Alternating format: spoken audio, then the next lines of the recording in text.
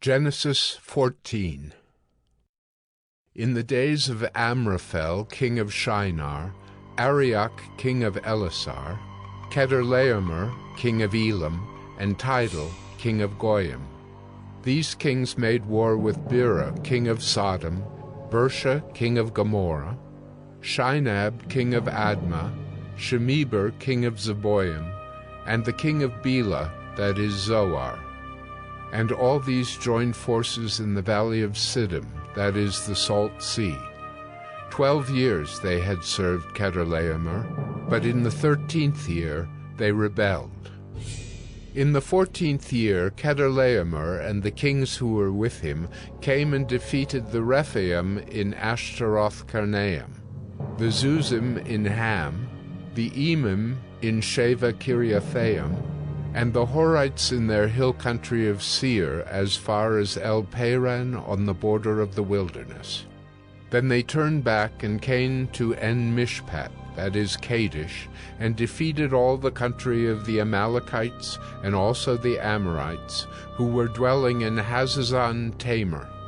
Then the king of Sodom, the king of Gomorrah, the king of Admah, the king of Zeboim, and the king of Bela, that is Zoar, went out, and they joined battle in the valley of Siddim with Chedorlaomer, king of Elam, Tidal, king of Goyim, Amraphel, king of Shinar, and Arioch, king of Elasar, 4 kings against 5. Now the valley of Siddim was full of bitumen pits, and as the kings of Sodom and Gomorrah fled, some fell into them, and the rest fled to the hill country. So the enemy took all the possessions of Sodom and Gomorrah, and all their provisions, and went their way. They also took Lot, the son of Abram's brother, who was dwelling in Sodom, and his possessions, and went their way. Then one who had escaped came and told Abram the Hebrew, who was living by the oaks of Mamre the Amorite, brother of Eshcol and of Aner. These were allies of Abram.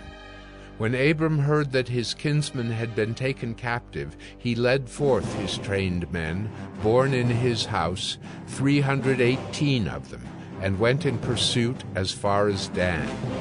And he divided his forces against them by night, he and his servants, and defeated them and pursued them to Hobah, north of Damascus. Then he brought back all the possessions, and also brought back his kinsman Lot with his possessions, and the women and the people.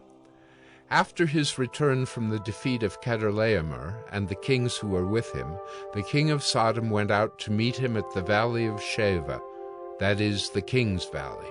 And Melchizedek, king of Salem, brought out bread and wine. He was priest of God Most High, and he blessed him, and said, Blessed be Abram by God Most High, possessor of heaven and earth. And blessed be God Most High, who has delivered your enemies into your hand. And Abram gave him 1/10 of everything. And the king of Sodom said to Abram, Give me the persons, but take the goods for yourself.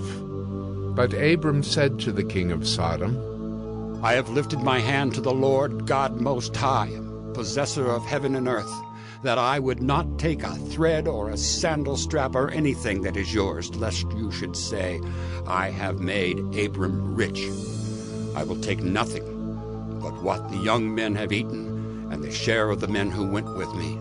Let Aner, Eshcol, and Mamre take their share.